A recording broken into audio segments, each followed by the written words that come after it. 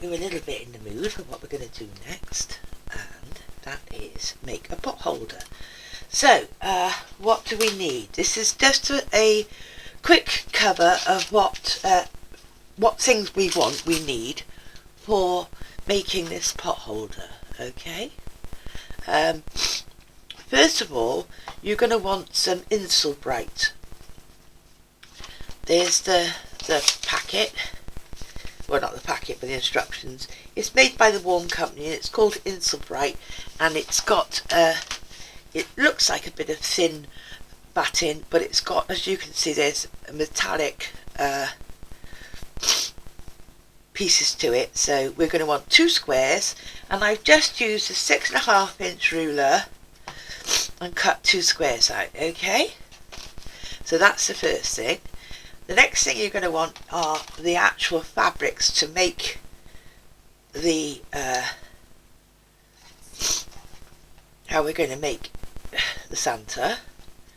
Okay, so we're going to need red for the top, which I cut a piece 3.5 inches by 7 inches, 3.5 by 7. Then we're going to want a strip for the sort of, like, you know, the bit of his hat that like the furry bit, or that so you could do this out of fur or something like that if you like, but that's just a trim. So that's 1.25 by 8 inches, that piece. Then you've got to want a piece of pink. Now this is just Splash or something like that, it's called, this one. I can't remember what it's called. Splash, what is it called? Something like that anyway. And so it's just like for a pink face. And this is 2 3/4 wide by 10 inches long.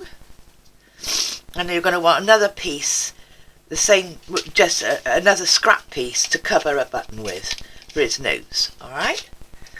And then this time I'm doing his beard I'm using fleecy material, so that again needs to be 3.5 by 7 inches long. So those are all the pieces of fabric that you're going to need for the actual face. But you are going to need some other things. Now I've got, as you can see, I've got a whole huge pot of them, so if I got that many in a pot, an old spice pot, then you can see you probably get, like, you know, 100 for very little money. And these are like little beads, like a bead button, yeah? But you could use just teeny weeny black buttons if you don't have anything like that. And we're going to do, you could either do at the top of where the hat is a little rosette type thing. I can't remember what they're called. Perhaps somebody will tell me what it's called right underneath and tell me what those things are called, where you gather them up and put them together and they form a circle. Can't remember what they're called. Or, oh God, I've not been in here for, in fact I can't exactly get it open. But I've also got some, as you can see, some jingle bells, which you might want to use. If I can get my husband to open that jar for me. Anything else? Yes.